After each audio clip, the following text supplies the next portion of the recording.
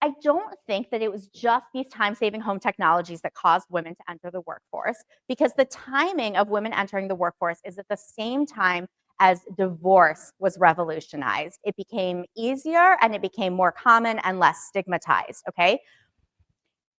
And what that meant is that the bottom fell out of the marriage economy for a lot of women. So a lot of women who had entered into a contract that looked like this, that had all of these forms of security, ended up in a contract that did not have that security and ended up divorced and starting over in their 40s because they had specialized in home production, they had specialized in the kids, right? But what that really meant is that they leaned into his career, but that was an asset that he could walk out the door with, right? So they told their daughters, do not let this happen to you. You have to have a way to support yourself, right? And those daughters became the girl boss, feminism, entering the workforce era, where they kind of broke down those first glass ceilings, and they got the message that diamonds aren't forever, degrees are forever.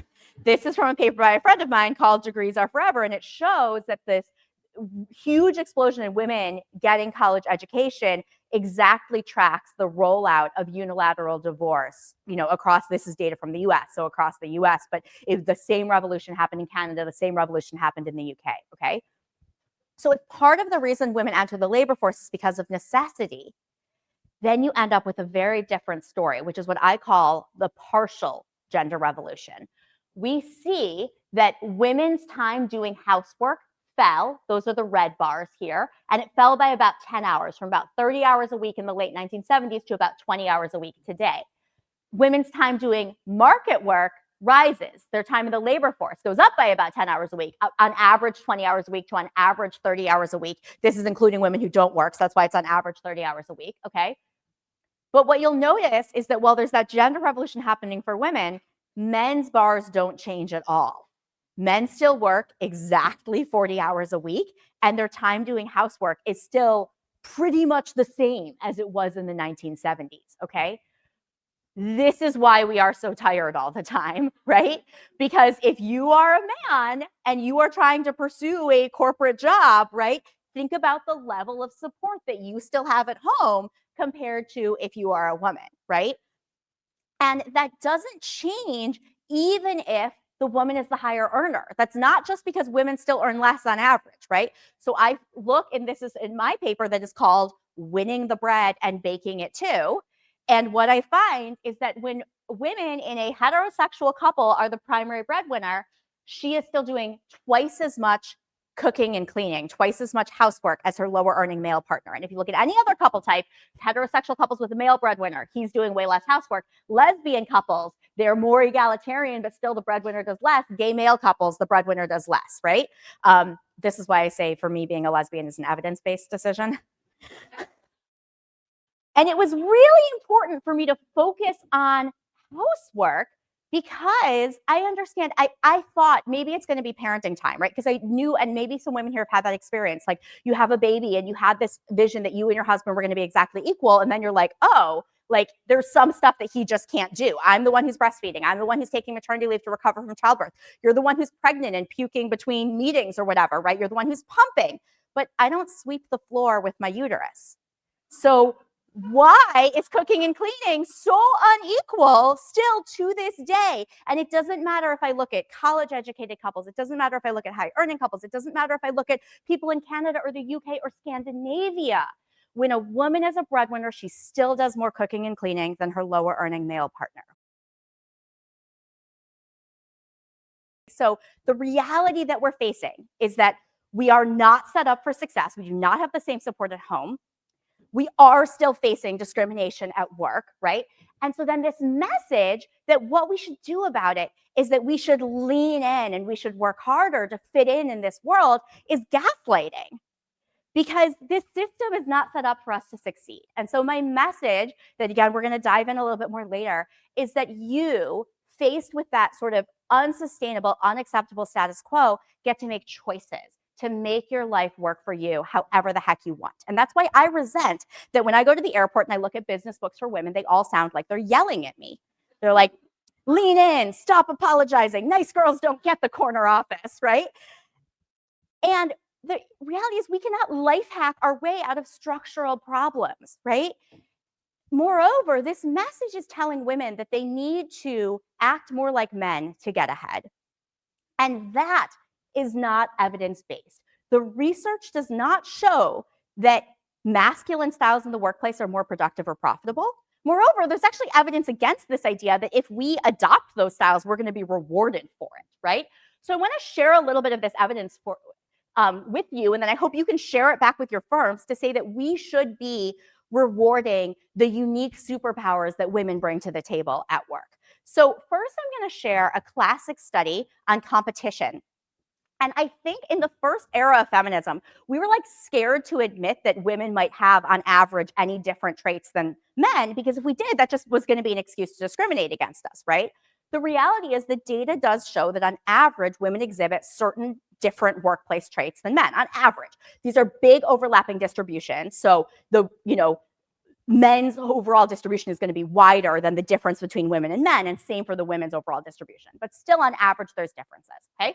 So this is a study by Muriel Niederle and Lisa Westerlin. It's a classic study in this space where they had people do a task, and then they could either be paid for exactly what they did, or they could enter into a tournament. And if they were the best in their group, then they would get a larger payout and would get more. But if they weren't the best, they would get nothing, okay?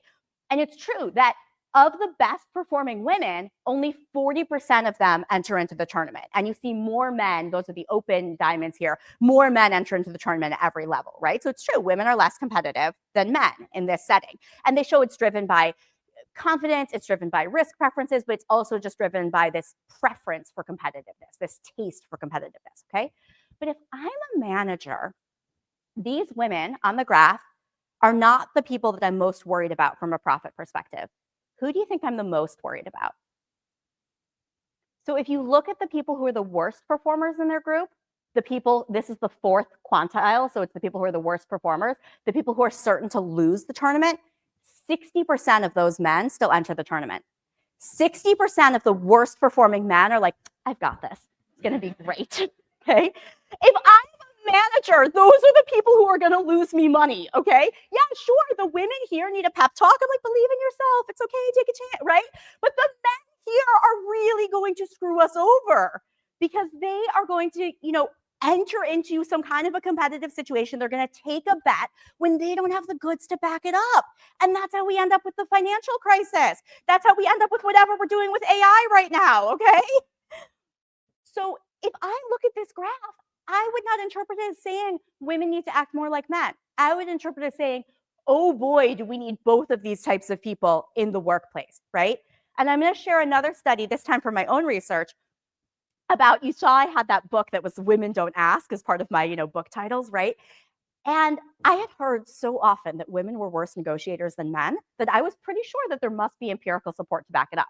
But I started studying negotiation myself, and I had this hypothesis about different gender pairs, whatever. But when I looked at the literature, there was literally not one study that showed that women got worse negotiation outcomes than men. I was like, why? So this paper is literally called The Myth of the Male Negotiator, because I had been sold this story that women were worse negotiators than men. So I ran my own study where participants negotiated over a $20 bill, and they could split it either $15 for me and $5 for you, or $15 for you, $5 for me. But if we can't agree on one of those splits, we both get nothing. We both get zero, okay? When men negotiated against women, they were both equally likely to get the $15. No difference in outcomes, no difference in negotiation skill, okay, when men were negotiating against women. But women walked away from this experiment with more money in their pocket than men. Why? Because when women negotiated against other women, they also did just fine. But when men negotiated against other men, they were more than twice as likely to fail to reach an agreement and therefore have both people walk away with zero, which meant overall they got less money from this study, right? For whatever reason, two men negotiating against each other seemed to trigger some unproductive stick measuring that encouraged them to be overly aggressive in their negotiating strategy. And again, if I'm a manager, I'm way more concerned that someone's going to blow up a multi-year, multi-million-dollar business partnership than I am about getting the extra 0.005% on the royalty contract, right? let's say that someone has read your book, finished it, they want to get started like right away. What are the first 1 or 2 things you think that they should do? Like, is it pricing time, figuring out the utility function? Like, what should they start with? So the number one thing that I want you to do before you have figured out everything else is to pay yourself first with leisure time. So when you made that picture of here is what I really value in my life, right? If I had $1 billion, this is what my life would look like. Start getting more of that stuff right now, the stuff that really fills up your cup. And the reason I say pay yourself first is because that's a personal finance adage of you put your money into investment or savings before you take care of everything else. And you can do that same thing with time, because we actually sometimes do get time for ourselves. But think about when you make cookies and like at the end there's these scraps left over and you try to piece it together to get one last cookie. That's our leisure time, okay? It's like these little crumbles, and so we end up just scrolling on our phone, right? What I want you to do instead is have your leisure time be that first like juicy cut of the clean cookie dough, okay? And then you're going to get something that you're going to value so much more. And then everything else can claim the scraps, and it'll still get done. It will. That feeling of like when you have a deadline and then suddenly you're like, I can't believe I was able to get that done in an hour right before the deadline, right?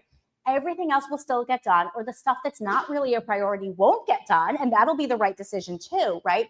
But you will actually do the things that feed you and that value you. And so that is something that you can do right now when you leave here today, is think about that picture of the things that I really value and block out on your calendar 3 times a week that you are going to get that time for the stuff that really fills up your cup. And I don't mean saying, speaking of baking cookies with my kids. It's like, no, that's parenting. I mean, you can enjoy that, and I want you to do that too. But I mean, really the stuff that is you first, right? Is something that really cares for your own needs first, because we cannot keep putting that last, right? We cannot be maximizing our utility if we mistake making everybody else happy, our kids, our boss, our partner, for our own utility function. When you talked about, your mom versus today, our parents were like the protagonists of their own lives, and our kids are the protagonists of our lives, right? We have to reclaim our position as the protagonists of our own lives. And that means just doing what we like, doing what we value starting today.